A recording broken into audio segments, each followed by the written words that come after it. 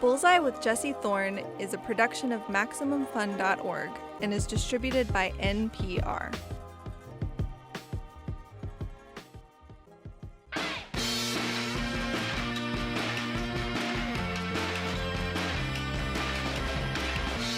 It's Bullseye. I'm Jesse Thorn. About 2.5 miles from where I am sitting right now is Dodger Stadium. In fact, if I go up to the upper floor of my house, I'm in the basement right now, I can look out the window and see its light standards. It's one of, and this pains me to say, as a native San Franciscan and a San Francisco Giants fan, it is one of the most iconic and beautiful baseball stadiums in the country. A wonderful place to see the Giants beat the Dodgers. Go there on a Friday night in May or June and you'll see what I mean. It's surrounded by sprawling open chaparral. You'll see the light from the setting sun hit the hills behind the outfield. You'll feel a cool breeze coming in from the ocean. The stadium opened in 1962. It was the home for a team that had just a few years before moved to Los Angeles from Brooklyn. As beautiful as the stadium is, though, the story of its construction is a painful one. It's a story of injustice, racism, and hundreds of lost homes. Eric Nusbaum is a sports writer who's written for Vice, Sports Illustrated, ESPN, and Deadspin, and he has a new book telling that history. It's called Stealing Home: Los Angeles, the Dodgers, and the Lives Caught in Between. It's a really great read. Anyway, let's get into my conversation with Eric.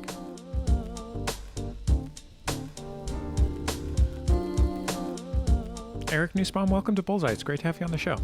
It's great to be here. Thank you for having me, Jesse. For people who have never been to Dodger Stadium in Los Angeles, you grew up in LA. Can you describe the ballpark? I feel like I spent 300 pages trying and failing to describe it in my book. It's sort of an encapsulation of all the wonder and goodness of Southern California to me. The architecture is sort of modernist. The stadium is nestled into a hillside. It's both secluded from LA and sort of right in the middle of it. So you get this sense of being in the middle of something big, but also apart. And that creates a sort of magical tension in the air. I think that's a really fair description. I grew up in San Francisco where we had our own baseball stadium built in the late 1950s when teams first moved to the West Coast, Candlestick Park. It was a miserable hellhole where I spent many happy afternoons and evenings. But when I moved to Los Angeles, I was shocked that there could be a stadium from the late 1950s, not exactly the high point of world stadium architecture, that could be such a beautiful and pleasant place to watch a baseball game.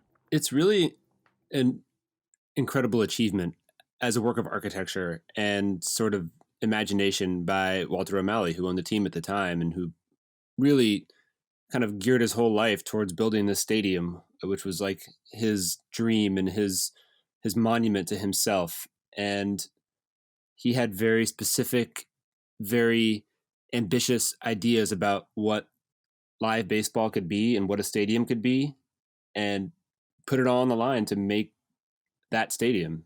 And it worked. So you grew up in Los Angeles as a Dodgers fan. When you were a kid, when you were 14 years old, what was your understanding of Dodger Stadium and where it came from? I didn't really have one. It sort of felt like part of nature to me. Dodger Stadium, in the way that, when you're a kid, these monuments, these special places in your city or your town where you live, they're just always there. And sometimes they go away. But Dodger Stadium just felt like it was like a tree that just had been planted before I was born. I never really questioned it. And then when I was in high school, a guest speaker came to my U.S. history class named Frank Wilkinson. And he threw a wrench in my sort of innocence and totally changed the way I thought about Dodger Stadium forever. What did he tell you and your classmates? He told us that Dodger Stadium should not exist. Those were his words. He had a very good point, it turned out. His idea was more than an idea. His life mission had been building public housing in Los Angeles in the 40s and 50s. And he told us that the land that became Dodger Stadium had been slated to become instead a very ambitious, sort of utopian public housing project called Elysian Park Heights. And Frank Wilkinson had been sort of the arrow point of this project in the housing authority, had worked to evict with eminent domain 1,000 families just about from 3 neighborhoods that used to be where Dodger Stadium is now. And before they could build a housing project, Frank was blacklisted. And, you know, sort of the project was ruined. And that was that. If we went to the place where Dodger Stadium is now in 1945 or 1950, what would we find there? It would be almost unrecognizable, first of all. It was like a rugged sort of hillside area, with gullies and ravines. And there were 3 small, independent, mostly Mexican-American communities there, Palo Verde, La Loma, and Bishop. And they were unique, and they were sort of isolated from the rest of LA, but they had, normal LA stuff, normal community stuff. They had a church and schools and plumbing and running water and electricity. And it was these 3 neighborhoods basically that were targeted ultimately for urban renewal, right? And so that's how we sort of make our transition from having these 3 communities to having a beautiful baseball stadium. When did these communities get founded? When did they grow? They really started growing in the 1920s. I mean, like the land there, God, you could trace it back forever. The first Jewish burial ground in LA was there. There were brickyards and quarries there too. But in the 1920s, the brickyards were shut down by the city because they were creating so much air pollution and noise and bothering people downtown. And that was when the communities really took off. It was one of those things where if you were Mexican or Mexican American, you couldn't buy property in a lot of LA in the 1920s and 1930s and 1940s and even 1950s. That was a place where you could. It was not redlined. So a lot of immigrants, a lot of families, bought land there. They built their own houses. You can go pull permits and see, their housing permits that they got in 1923 or whatever. And in the 1920s and 1930s, the city really boomed. It really boomed throughout the whole first half of the century. But that was when the community started to really grow and take hold and kind of develop their own identity. You mentioned this guy who came to your class when you were in high school at Culver City High School in Culver City, California, where NPR West is these days. What was his role in the story of this community? So Frank Wilkinson was a really fascinating guy. He grew up in Beverly Hills, the son of a conservative, kind of anti-vice crusading Methodist doctor. He went to UCLA in the 1930s and wanted to become a Methodist minister. But after college, he took this trip to the Middle East and Europe, and he was exposed for the first time in his life to poverty and to the fact that there's bad stuff in the world, basically. He was so sheltered. And he became radicalized. So he came back to LA not believing in God anymore, pretty much a communist. He would join the Communist Party later, and he got involved in the housing authority, first as an activist for public housing, and then literally working inside the authority. So his whole life was this sort of zealous mission to build public housing in LA. He was a true believer. He thought, we can clear out slums, and that was the word he used. It was always slums, and we can build good, clean, modern housing based on sound architectural principles, and we can tell people the best way to live, and we don't have to compete for land. And it was a really appealing vision at a time in America when there was still debate over, how we were going to house people.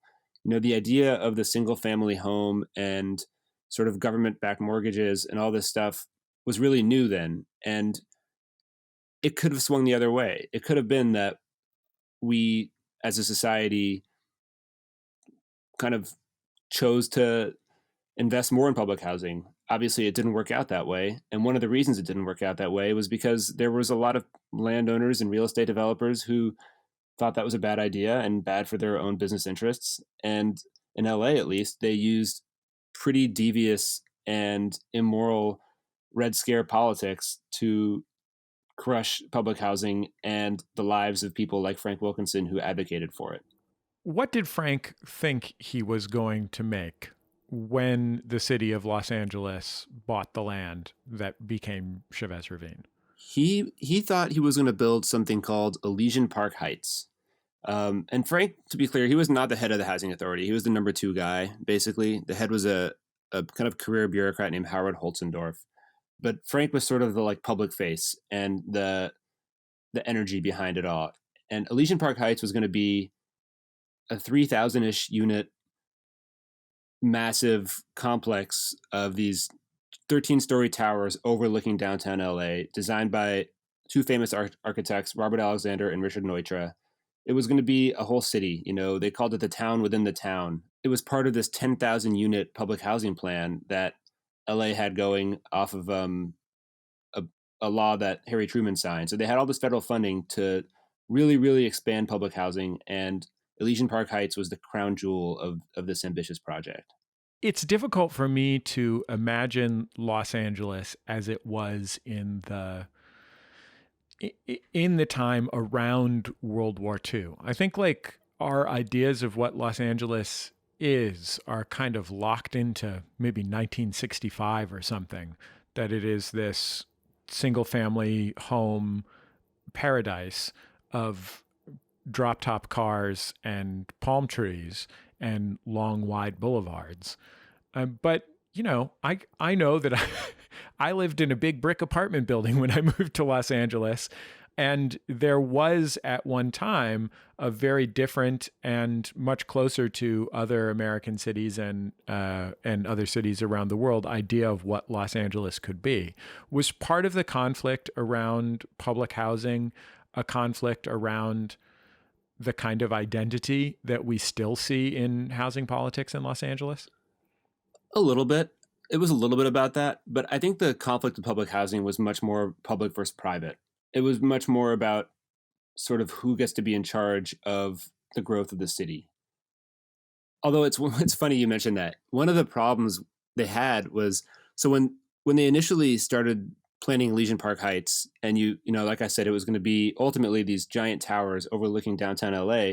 The initial idea they had was to do this kind of more sweeping campus, like, you've seen housing projects in LA. They're usually low slung, right? Garden apartments. But the soil around the mountains made it really tough for them to build that way. So they had to adjust and build these towers. And when they switched from, garden apartments to towers, they actually lost a lot of support, even from public housing advocates in LA, because it just seemed inhumane to make people live in 13-story apartments. Like that was just so abhorrent and so inconceivable to even housing advocates in LA that we would make anybody, even poor people who, and let's be honest, like Frank Wilkinson and his allies were, progressive at the time, but they did not hold in high regard the people who they were kicking out of their homes to build these housing projects. But even like putting those people who they clearly didn't respect into towers was objectionable. What did you think when you saw the plans for what the area could have been had this all been pulled off? I mean, they're very beautiful plans. I mean, it would have been a very stunning architectural, probably triumph. And I have to imagine that it also would have been demolished within like 30 or 40 years because the city was never going to fund it. And also, when you see those plans, it's a really sad thing because the real tragedy is that 1,000 families were kicked out of their home to make way for a project that never got built. And they were ultimately kicked out of their home to make way for a private baseball stadium. The plans were nice, but there was a real thriving community there. And that was way better than any sort of modernist planned community that could have been built. I mean, the community in Palo Verde and La Loma and Bishop, they had all the things that public housing was striving for. And had they been supported more by their government, had they been given better infrastructure, had they been given better access in and out, had they been given a bus line up into their neighborhood, I mean, there wouldn't have been any need at all for public housing there. And really, there probably wasn't. How did the city of Los Angeles end up acquiring this land? So they acquired the land with eminent domain to build the housing project. And that was the first step, right? So most of the families in the community sold their homes before Frank was blacklisted, and he was dramatically blacklisted at a hearing in 1952. He was asked about his political affiliations, and he refused to answer. And this is the height of the Red Scare. And so the next day, he's fired, and there's headlines everywhere, Red Scare at Housing Authority. So before that happened, and that was August 52, most of the community had been emptied out. Most of the community had sold, taken the government's offers for their land. And the government offers were not great, as you can imagine, but it was inevitable. There was not a lot of legal recourse. A few families chose otherwise, and they chose to fight it out. And when in 1953, a new anti-housing mayor was elected, and the program was officially canceled, those families embarked on their own legal battle. But the land itself was transferred to the city of LA. So after the housing project was canceled, the city was kind of sitting on these 300 disputed acres with a responsibility due to the way it was acquired to use it for a public purpose. And that was when the discussions over what to do with this land began, and over what counted as a public purpose. Who was having that discussion? I mean, city hall people, business leaders, the communities who were still there, the families. The main kind of heart and soul of this book is one family called the Arechiga family, and they and some of their neighbors were suing to stay. They said, you tried to kick us out to build a public housing project. There's no public housing project. You don't really have grounds to take our house now. So that was one angle. That was one conversation being had. You have, the city parks department advocating for making parks. You have people who want to build a community college campus. You have people who want to build a zoo there. Griffith Park Zoo ended up opening right around the same time, and it could have been an Elysian Park instead. You have people who want to put all kinds of things, a cemetery. And, these are city hall discussions. And you also have the city in the 50s really, really wanting a Major League Baseball team. And that's when things start to get interesting. More with Eric Nusbaum after the break. Eric is a lifelong Dodgers fan. He grew up in Los Angeles. He has been to countless games. He'll tell me how he reckons with that after writing a book about Dodger Stadium's painful, complicated history. It's Bullseye from MaximumFun.org and NPR. Black voters play a crucial role for any Democrat who seeks to win the White House, but some big divides amongst that bloc and some serious ambivalence could determine who is elected president this November. Listen now on the Code Switch podcast from NPR. Video games. Video games. Video games. You like them? Maybe you wish you had more time for them? Maybe you want to know the best ones to play? Maybe you want to know what happens to Mario when he dies? In that case, you should check out Triple Click. It's a brand new podcast about video games. A podcast about video games? But I don't have time for that. Sure you do. Once a week, kick back as 3 video game experts give you everything from critical takes on the hottest new releases to scoops, interviews, and explanations about how video games work. To fascinating and sometimes weird stories about the games we love. Triple Click is hosted by me, Kirk Hamilton. Me, Jason Schreier. And me, Maddie Myers. You can find Triple Click wherever you get your podcasts and listen at MaximumFun.org. Bye. Welcome back to Bullseye. I'm Jesse Thorn. I'm talking with Eric Nusbaum. He's a sports writer and the author of the new book, Stealing Home: Los Angeles, the Dodgers, and the Lives Caught in Between. The book tells the story of Dodger Stadium in Los Angeles. When it was built in the late 1950s, it displaced a large, mostly Mexican-American community just northeast of downtown. Let's get back into it. You mentioned that this is a book that is largely about the Arechiga family, a family who lived in this area for generations. Who was the first person in this family to move to this hillside? So the family moved to the hillside in about 1922. And at the time, it was Abrana, who's the matriarch of the family, and her husband Manuel. And Abrana's daughter from her first marriage, her husband had passed away when they were living in Arizona. Her name was Delfina. And they have another daughter, Lola, who comes with them too. They have a son, Juan, and they start to have kids. And, eventually there's 6 kids. And they are the sort of generation that arrived there. You know, they had been born in Mexico, Abraham and Manuel, and they were still there in 1958 when the Dodgers moved to LA. Why didn't they take the buyout when the city of Los Angeles decided to eminent domain the whole joint to build public housing? I think they thought it was unfair. There was a debate over how much they were getting, first of all. They had 2 houses on 3 lots, and the city appraiser said that their land was worth $17,500. But then a city judge, for whatever reason, overruled that appraisal and decided that they should get $10,050 instead. There's no real logic or explanation behind this. That's just what happened.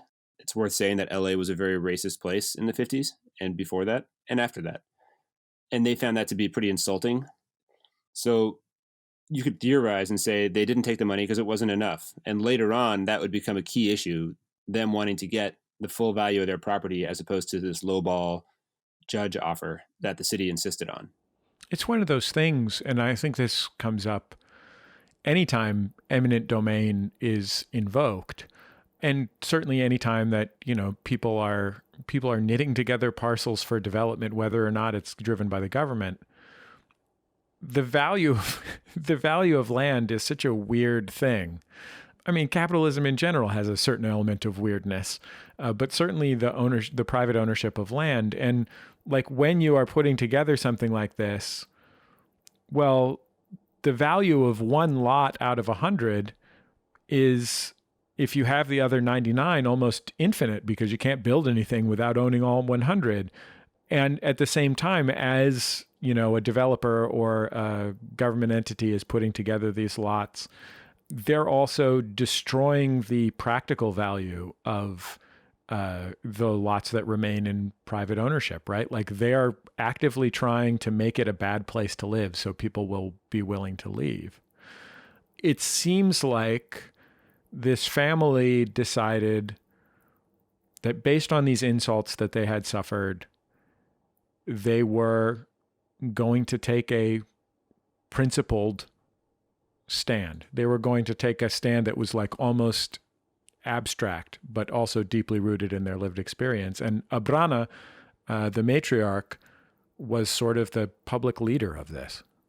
She was. I mean, she didn't read, she didn't speak English, and yet she was sort of the heart and soul and brains behind, and mouth, as I say in the book, behind their operation and their activism as a family.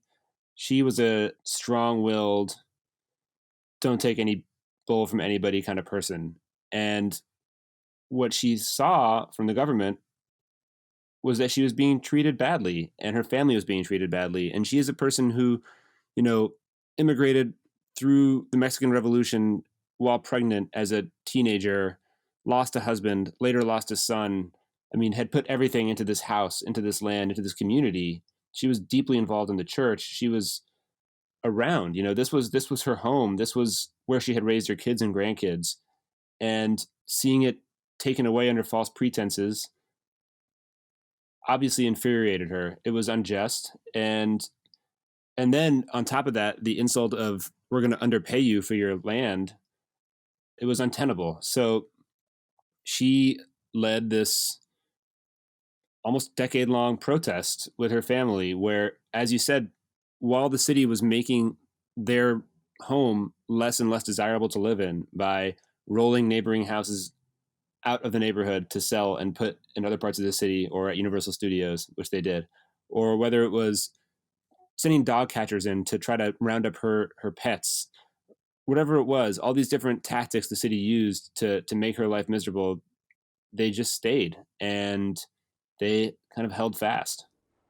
At what point does Walter O'Malley show up in Los Angeles looking for a place to plop a baseball stadium? He was lured to Los Angeles. It wouldn't be fair to say he just showed up looking for a place. The city of LA and wanted Walter O'Malley. They wanted the Dodgers because the Dodgers were really good.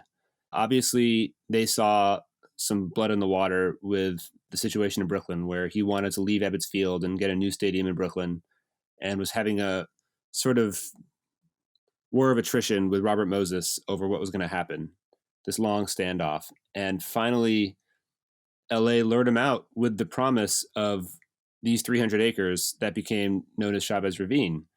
They lured him out with a very friendly land swap and some help in getting this thing built. That was tricky because, as we said, the land was supposed to be used for a public purpose, and a privately owned baseball stadium doesn't really qualify under any sane definition as a public purpose. What's interesting to me about the politics of this are that they don't neatly fit along left-right lines. And in fact, the biggest fault line is about private ownership and eminent domain and property rights, which are all, have traditionally been core conservative political values, rather than about whether this marginalized community should be further marginalized. It seems like everybody was on board with being racist. Everyone was on board with being racist. Almost everyone. The weird thing about it was that, so the people who voted against the Dodgers were generally sort of like working white conservatives, which was a constituency in LA at the time, not really anymore. Sort of the second or third generation of the Okies, who felt strongly that the Arechigas and their neighbors who were still fighting had a really good argument in that they had fulfilled their end of the social contract, right? They were landowners doing it right. They had earned money by working really hard and collecting bottles, even working in the fields in the summertime. I mean, they did everything they could to make a living and to make a life for themselves and their families. And is it fair for, the forces of capitalism or the forces of government to come in and say, actually, sorry, the American dream doesn't count for you. We're putting a baseball stadium here. That resonated. So you had this alliance between, even on the city council, some of the most conservative council members become anti-Dodger forces. This one council member, John Holland, who was like a libertarian, basically, became obsessed with proving that there was a great conspiracy going back, years before O'Malley came to bring the Dodgers and to kick out these families. And he became a staunch advocate for the families. I mean, also grandstanding himself, but it's not the kind of thing you would have necessarily expected. This conflict ends up culminating in the destruction of the Arechigas' homes on live television. How did that happen? So a year after this ballot measure, almost to the day, the Arechigas were still entrenched in their home, and they had been on a slightly different legal path from their neighbors who were still in their homes, basically because they didn't sign an appeal in the early 50s. And I'm not sure why they didn't sign it.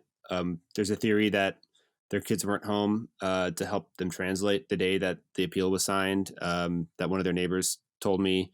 There's no real way to know, but they didn't sign it. So they had been technically evicted. Their land had been technically confiscated by the government, but they were still living in it.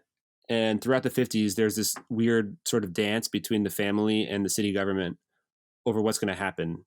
At one point, the government thought about charging them rent because the government was saying that we own the land, and they had deposited their $10,000 that the Arechigas said wasn't the right amount of money, but the government had deposited it in escrow for them to collect. So they were going to charge them rent.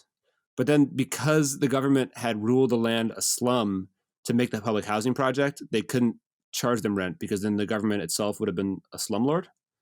These kind of weird, surreal moments of politics. And, they tried the dog catchers. They send sheriff's deputies up there all the time. There's this sort of a long running thing where the family's protesting at City Hall, letters in the paper. And finally, the city says, we're going to evict you. And they give an eviction order. And on May 8th, 1959, everybody knows that that's the day of the eviction order. LA County Sheriff's deputies drive up the hill. The media is waiting for them. And they're followed by, utility crews, bulldozers, and everything. And the family is forcibly evicted from their home. Lola Vargas, Abrana and Manuel's daughter, was dragged by the hands and feet down the stairs. And there's a pretty famous photo of her. And the family, and she's arrested, and the family is seated outside the home, and they watch a bulldozer just plow through it. And the city watched it, and it was big news. I mean, this is early in live TV. And when you see a family with little babies screaming and old women, just this whole traumatic event happening on TV violently, it resonated with people. You're a sports writer, and sports writers take great pride in not being fans because they're sports writers. But I get the impression that you are still a Dodgers fan in a way. Yeah, I think I'll always be a Dodger fan in a way. I grew up with them. You can write something critical of the Dodgers. I wrote a whole book that's, one could argue, is critical of the Dodgers or critical of the city of LA, and I still love the city of LA. It's a complicated thing, but being a Dodger fan is a big part of my identity as a kid. I have friendships that Dodger baseball, and sharing that is a big part of our friendship. It's important to me, and I've written about the Dodgers as a reporter, and I think I'm capable of being dispassionate when I need to be. But this book is not a dispassionate object. It's a book that I could only write because I care deeply about that building and about the city and about the Dodgers and about the injustices that happened to make that building a reality. What do you think the city of Los Angeles or the Los Angeles Dodgers could do to pursue justice and reconciliation? Well, there's a lot. I mean, first of all, I would say it's not my place to say. It's the place of the communities and of the people who were evicted. I would say, that there's a nonprofit called Buried Under the Blue that's run by the descendants of Palo Verde residents, including Melissa Arechiga, who's Abrana's great-granddaughter. And they've spoken to, elders from the community who are still around, and there's not that many left. And one of the things they've talked about was creating 3 community centers, one named for each community, and funding them to provide, education and recreation and stuff that, kids need. But you can't really undo it. You're talking about robbing property and generational wealth from families. You're talking about the inherited trauma of losing a home and, the inherited suspicion of government that comes with that. You're talking about a famous, iconic building that every time you see it reminds you of what you lost. And even if you like the Dodgers, and, plenty of people who come from those communities love the Dodgers, there's still something heavy about that. It's not really like a wound you can fix, but I do think it starts with listening to the communities, and it starts with acknowledging that it happened, which the city and the Dodgers have not really done. Well, Eric, I sure appreciate you taking the time to be on Bullseye. And as a native San Franciscan and a Giants fan myself, you're a native Angelino and a Dodgers fan. I just want to let the Nobel Prize people know that we will be willing to accept our Peace Prize via mail. Yeah, I'll take it via mail. I'd rather not go to Sweden right now, but UPS is fine. Eric, thanks for your wonderful book, and thanks for coming on the show. Thanks for having me, Jesse. It was a great talk. Eric Nusbaum. His book, Stealing Home, Los Angeles, the Dodgers, and the Lives Caught in Between, is available to buy now. You can get it just about anywhere that sells books. That's the end of another episode of Bullseye. Bullseye is produced out of the homes of me and the staff of Maximum Fun in and around greater Los Angeles, California, where, as of this recording, the Giants are 6-7 and the Dodgers are 9-4. But the Giants are fundamentally good and the Dodgers are fundamentally evil. The show is produced by speaking into microphones, one of which I have and none of which my Dodgers fan colleagues have. Our producer is Kevin Ferguson, Dodgers, Jesus Ambrosio, Dodgers, and Jordan Cowling, who was a Phillies fan until the Philly fanatic made her drop her hot dog and didn't replace it and became a Dodgers fan. They're our associate producers. We get help from Casey O'Brien, who is blessedly neutral in this eternal battle. He's a Twins fan, and I think we can all agree on Twins utility catcher Willians Astudillo. Our interstitial music is by Dan Wally, also known as DJW. Our theme song is by the Go Team. Thanks to them and their label Memphis Industries for letting us use it. You can keep up with the show on Facebook, Twitter, and YouTube. Just search for Bullseye with Jesse Thorn. I think that's about it. Just remember, all great radio hosts have a signature sign-off. And by the way, rest in peace to Bay Area sports radio legend Ralph Razor Voice Sparbieri, whose own signature sign-off was the inspiration for my somewhat glib one. He always ended his shows by saying, with a little bit of a wink, remember that angels fly because they take themselves lightly. Bullseye with Jesse Thorn is a production of MaximumFun.org and is distributed by NPR.